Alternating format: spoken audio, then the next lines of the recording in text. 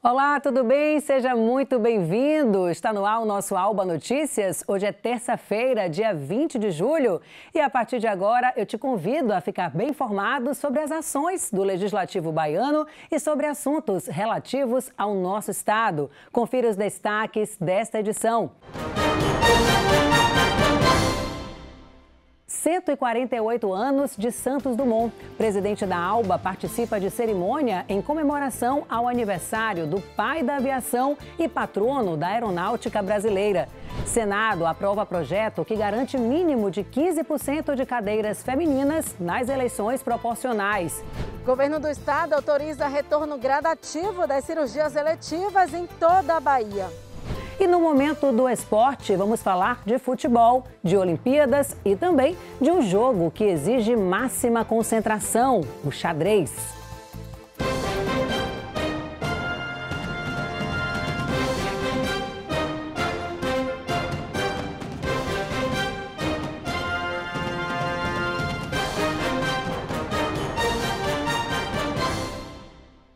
O mês de julho é simbólico para a Força Aérea Brasileira. É tempo de comemorar o nascimento do precursor, daquela que viria a ser uma das invenções mais extraordinárias da história da humanidade, o avião.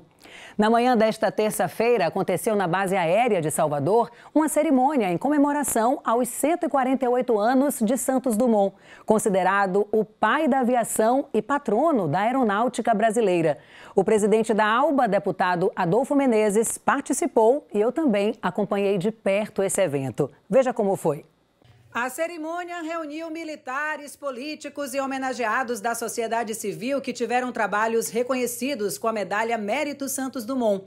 Entre os homenageados estavam o diretor da Câmara Municipal de Salvador, Adriano Galo, e o vereador da capital baiana, Maurício Trindade. Para mim é uma honra muito grande, como oficial da reserva do nosso Exército Brasileiro, uma honra enorme, desde o ano passado que eu fui agraciado, mas devido à pandemia as solenidades militares estavam suspensas e apenas hoje, com muita honra, estou aqui para poder receber essa honraria. Essa integração onde a gente faz a recepção ajuda realmente a integração dos militares com civis para o bom relacionamento e o desempenho das forças militares tão importante nesse momento tão conflituoso no mundo. Então a sociedade civil, através dessa homenagem, agradece às forças militares, no caso da aeronáutica, por esse reconhecimento. Brasileiro de Minas Gerais, Alberto Santos Dumont era um homem muito à frente do seu tempo. Se tornou o pai da aviação e patrono da aeronáutica brasileira e deixou para a humanidade a certeza de que todo sonho pode ser realizado. Basta a vontade para conquistar. Um dia muito importante, num momento como hoje, por exemplo, de Covid, onde a gente precisa se reinventar, e a gente tem até hoje essa referência de Alberto Santos Dumont, que fez uma grande invenção. O pensamento da Força Aérea realmente está sempre um passo à frente, explorar essa parte do espaço, e poder realmente se tornar referência aí no cenário mundial. General Leonel, comandante da 6ª Região Militar, tem 41 anos de exercício. Ele relembrou da história de dedicação das Forças Armadas em prol do Brasil e dos brasileiros. É uma honra para nós esse trabalho juntos. E nada mais justo do que homenagear o patrono da Força Aérea, Santos Dumont, que tanto fez pelo Brasil. Foi uma referência para todos nós, como estímulo, principalmente nesse ambiente que nós vivemos hoje, de desafios tecnológicos de toda a ordem, e a Força Aérea está aí para comprovar isso. Com certeza nós teremos aí a próxima família de jatos comerciais brasileiros, usufruirá dessas tecnologias que serão assimiladas por esse projeto. Lá no início do século XX, em 1906, Santos Dumont voou pela primeira vez uma distância de 60 metros com 2 ou 3 metros de altura. Hoje, no dia do seu aniversário, coincidência ou não, o homem ganha o turismo espacial. Um foguete da Blue Origin fará uma viagem de 11 minutos e deve atingir 2.300 milhas, o que significa 3 vezes a velocidade do som. Saindo do Texas, ele parte além do céu, no topo do planeta Terra. Presente na cerimônia, em homenagem a Santos Dumont, o presidente da ALBA, deputado Adolfo Menezes, falou sobre os traços mais marcantes do homenageado, a dedicação e a força de vontade. Ninguém imaginava, relativamente, tem pouco tempo, um século para o mundo ainda é pouco tempo, esse brasileiro, com a sua invenção, revolucionou o mundo. Então, um prazer muito grande. A Assembleia está aqui representada, por meu intermédio na presidência, desse ato simbólico, mas que representa muita coisa para o nosso país. O governo do estado autorizou o retorno gradativo das cirurgias eletivas em toda a Bahia, suspensas desde o ano passado, em virtude da pandemia da Covid-19. Mas o Centro de Operações de Emergência em Saúde do Estado, o COES, destaca que é importante manter o uso racional de medicamentos como sedativos e bloqueadores musculares. A repórter Patrícia Oliveira tem outras informações. Olá, Patrícia. Pois é, Milena, que bom, né? Aos poucos a vida vai retomando a normalidade, mas ainda há restrições por causa da pandemia da Covid-19. As unidades de saúde vão poder realizar pequenas cirurgias com indicação de anestesia local. Já aquelas que precisarem utilizar anestesia geral vão ficar limitadas em 25%, mas de acordo com a capacidade do hospital. Agora, há exceções, que são os casos de cirurgias oncológicas e cardíacas. E como você já adiantou aí, Emily, no Centro de Operações de Emergência em Saúde, pede o uso racional de sedativos e bloqueadores musculares. Isso porque eles continuam com risco de desabastecimento, já que são os mesmos utilizados para intubação de pacientes com quadro grave de Covid. E as visitas a pacientes devem ser evitadas. Patrícia Oliveira, para o Alba Notícias. Muito obrigada, Pati, pelas informações. E você não saia daí, hein? A seguir tem o Momento do Esporte com Leonardo Costa. E nós vamos falar não só de futebol, hein? Tem informações sobre as Olimpíadas, que já começam a partir desta terça-feira. E tem também uma matéria sobre o jogo de xadrez. Você gosta? Não sai daí. O Alba Notícias volta já.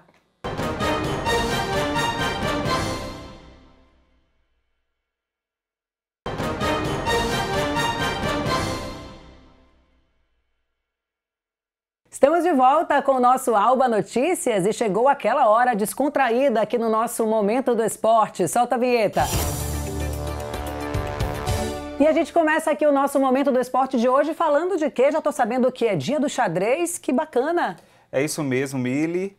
E para a gente celebrar essa data, nossa repórter Ila Saveira foi fazer uma matéria muito especial. É um jogo antigo, mas tem caído na graça de muita gente jovem. Vamos acompanhar. O tabuleiro é o cenário de uma batalha medieval, mas aqui a guerra é psicológica.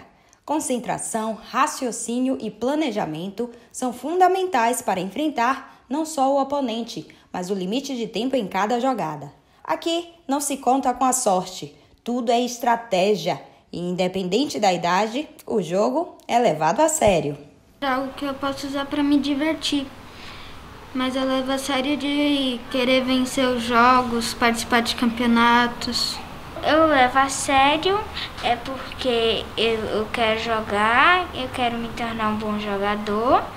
E também eu considero a brincadeira porque eu me divirto, eu me acalmo quando eu jogo xadrez. E para mim é legal. Tetracampeão baiano de xadrez na categoria deficiente visual, Jefferson também iniciou no esporte ainda criança e mesmo depois de perder a visão, não abandonou a paixão pelo jogo. Ele, que enxerga as peças pelo tato, compartilha sobre os benefícios que o esporte traz. Eu acho que o xadrez ele é um esporte que ele mais inclui, né? Você pode jogar com uma pessoa que enxerga, você pode jogar com outra pessoa cega, você pode jogar com pessoas que falam outros idiomas.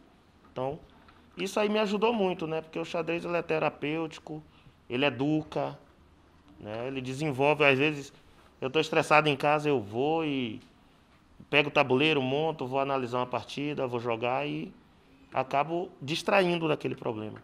No xadrez, o objetivo é dar o famoso checkmate, que nada mais é do que o game over no jogo do adversário, o fim da linha. Para isso, é preciso encurralar o rei, a ponto dele não ter mais como se defender. E muitas vezes, a destruição alcança todo o reino. Peões que representam a prole, cavaleiros, torres de vigia, bispos e a dama, que no popular é a rainha. Na verdade, quando a gente fala que o xadrez é difícil, o difícil é você superar o seu adversário, dar checkmate nele. Porque aprender a jogar xadrez não é difícil, é fácil.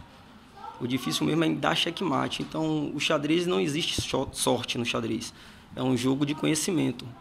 Então, você tem que estudar, ter uma série de recursos para você poder se aprimorar. Arte, ciência ou esporte.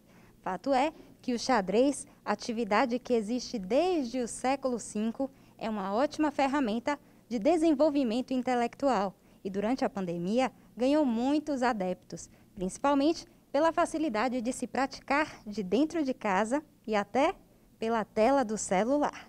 A fama do esporte também aumentou com o lançamento de um seriado na Netflix. Foi nesse período que o campeonato virtual Bahia Open de xadrez bateu recorde de participação, inclusive com competidores internacionais. O evento também foi um dos campeonatos mais disputados da América Latina.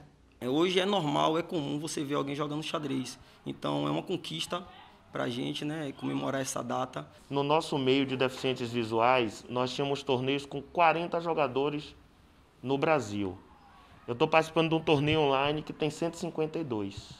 Foi um esporte que, para a gente deficiente visual, cresceu muito. Imagine para quem enxerga.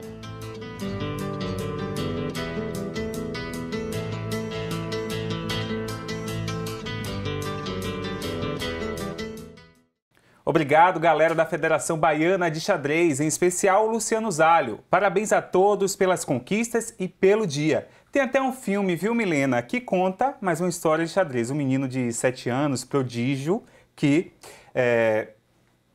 cresceu, que teve a sua história mudada através do xadrez. Eu também tenho uma dica de série, na verdade. Você falou desse menino prodígio, mas o xadrez não é só para os meninos não, viu?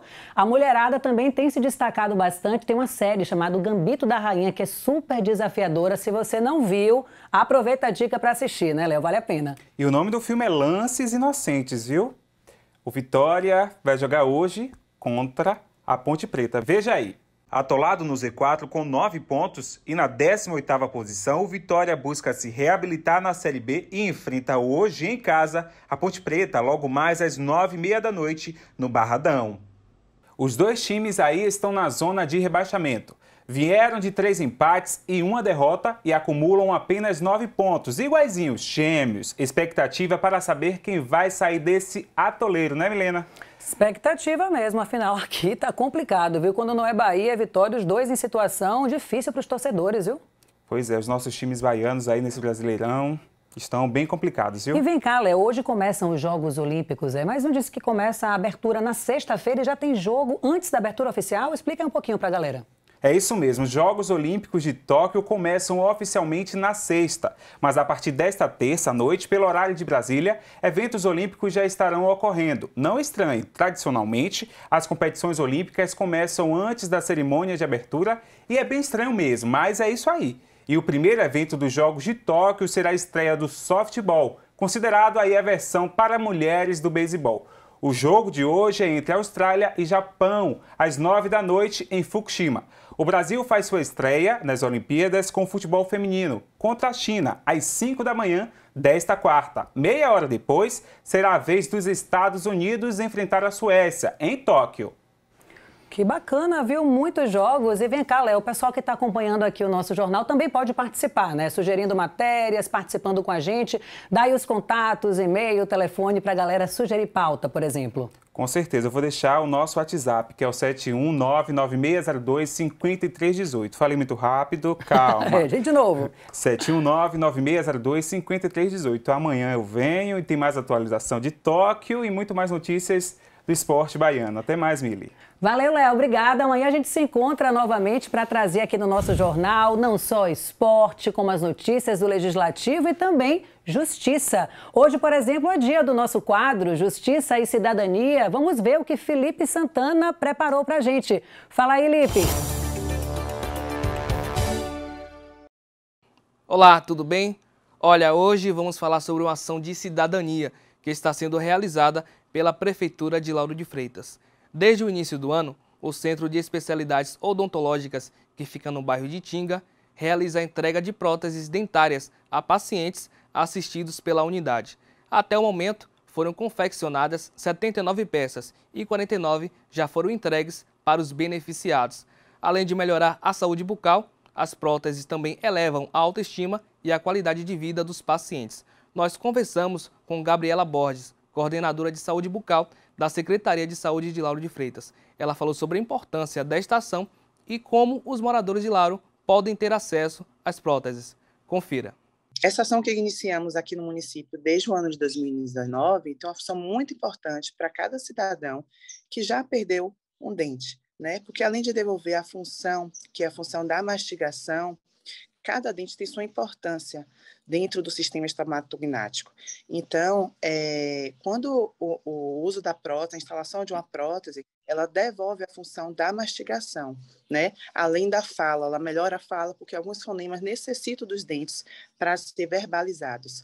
E além, é claro, também da autoestima, né? Através da instalação de uma prótese dentária, o cidadão, o usuário do SUS, um paciente, ele vai conseguir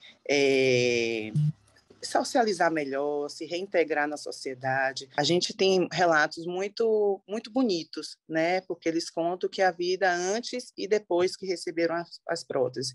E estamos vivendo um momento muito difícil, né? Pandemia, que a questão dinheiro está complicado. Então, se não fosse essa ação, né, que a prefeitura disponibiliza, a entrega dessas próteses, seria mais difícil essas pessoas conseguirem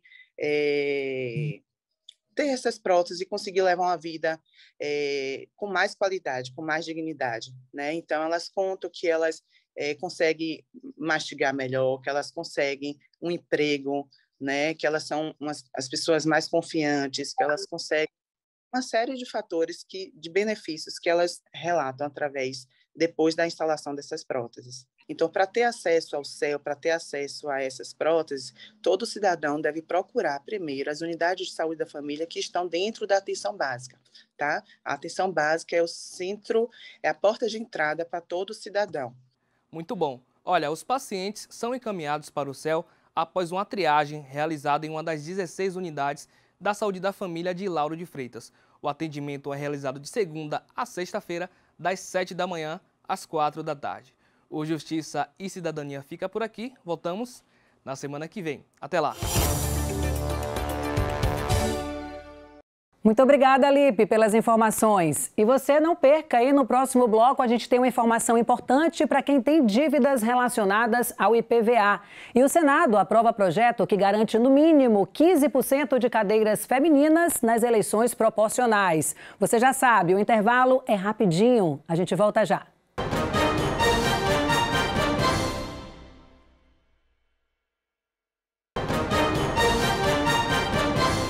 Estamos de volta. Você está acompanhando o nosso Alba Notícias. Seja muito bem-vindo. Você sabia que as dívidas relacionadas ao Imposto sobre a Propriedade de Veículos Automotores, o IPVA, podem ser quitadas por meio do saque digital? Pois é, no site do saque, os contribuintes aqui da Bahia podem consultar o valor do débito e até emitir o documento de arrecadação estadual para fazer o pagamento, evitando assim cobranças judiciais. Você quer saber mais detalhes? Acompanhe agora, direto da redação. É isso mesmo, o serviço é oferecido pela Procuradoria-Geral do Estado, a PGE. E para ter acesso à plataforma, é necessário baixar o aplicativo Saque Digital ou entrar no site saquedigital.ba.gov.br. O objetivo principal é facilitar o acesso do cidadão ao serviço virtual, evitando deslocamento e aglomeração. E olha só, por meio desse procedimento, o contribuinte pode quitar o débito à vista com descontos que variam de 30% até 70% sobre a multa fiscal, a depender da fase de cobrança. Vale ressaltar que o parcelamento do pagamento também pode ser feito no saque digital, no site da PGE, no site da Secretaria da Fazenda ou ainda pessoalmente nos pontos de atendimento da Cefaz. Voltamos ao estúdio. Obrigada, Lipe, pelas informações. Amanhã tem mais, viu? No Brasil, 52% da população é formada por mulheres, ou seja, nós somos a maioria. Já na política, a representação feminina ainda é bem tímida, viu? Embora venha crescendo aí nos últimos anos, tanto nas câmaras municipais como nas assembleias e no Congresso. Mas para assegurar que esse processo de crescimento se mantenha e até acelere, são necessárias mudanças nas regras eleitorais. A repórter Ila Saveira traz para a gente detalhes de um projeto aprovado recentemente no Senado e que garante, no mínimo, 15% das cadeiras para as mulheres nas eleições proporcionais. Vamos acompanhar. As senadoras e os senadores que o aprovam permaneçam como se encontram. Aprovado. No Senado acaba de ser aprovado o projeto de lei que garante porcentagem mínima de cadeiras femininas nas eleições proporcionais. De acordo com o Tribunal Superior Eleitoral, 15% das vagas femininas já haviam sido alcançadas nesse tipo de pleito em 2018. Agora, na prática, a partir das eleições de 2022, esse espaço será ampliado e, progressivamente, deve alcançar o mínimo de 30% nas eleições posteriores. O autor da proposta, senador Ângelo Coronel, comemorou o feito. Estou alegre hoje. O Senado aprovou mais um projeto da minha autoria. É o projeto das cotas. O que é que significa isso?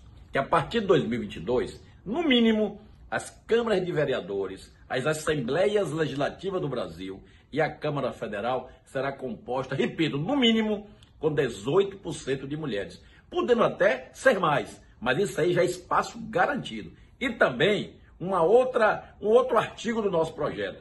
Por exemplo, eleições de vereadores ou de Assembleia ou Câmara Federal.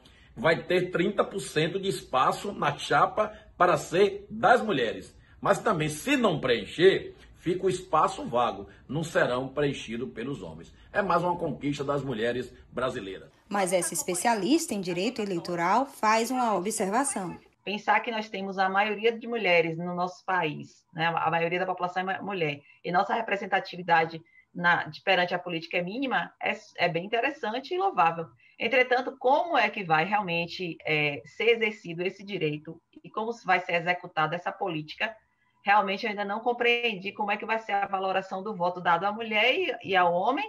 Por exemplo, você tem um candidato que teve 1.000 votos e uma candidata que teve 100 votos. Como é que você vai articular para que aqueles 100 votos valham mais do que os 1.000 votos? Essa questão da valoração e da ocupação das cadeiras, no percentual mínimo de 15% de cadeiras pelas mulheres, ela vai ter uma discussão ampla e aí, mesmo aprovado o projeto, pode ser declarado inconstitucional pelo Poder Judiciário. As eleições proporcionais são aquelas em que a população elege mais de uma pessoa para os cargos disponibilizados. A ocupação é determinada pela proporção de votos obtida por cada partido às vagas de deputados federais, estaduais e vereadores. Aqui na Assembleia Legislativa da Bahia, atualmente, dos 63 deputados, 10 são mulheres. Na legislatura anterior, eram 8, mas a Casa já deu lugar a 11 mulheres entre os anos de 2010 a 2014. Se o projeto de lei for aprovado, nas próximas eleições, 19 mulheres ocuparão essas cadeiras. Isso ainda é o começo.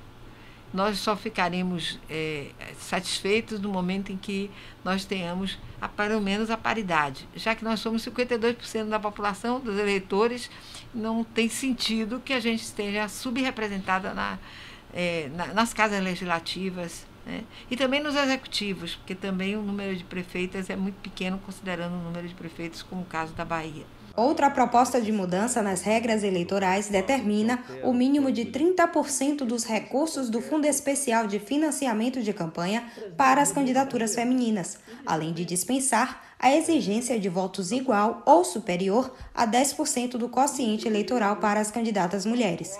Para se tornar lei, o projeto agora precisa ser aprovado na Câmara dos Deputados e sancionado pelo presidente da República.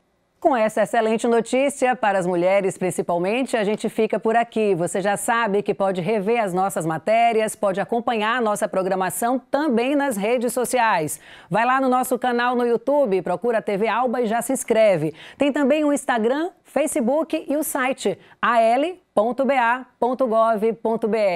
Olha só, para rever o nosso Jornal na TV, fique ligado na reprise do Alba Notícias, sempre às 7 da manhã. Muito obrigada pela sua companhia e pela sua audiência. Amanhã a gente se vê. Tchau, tchau.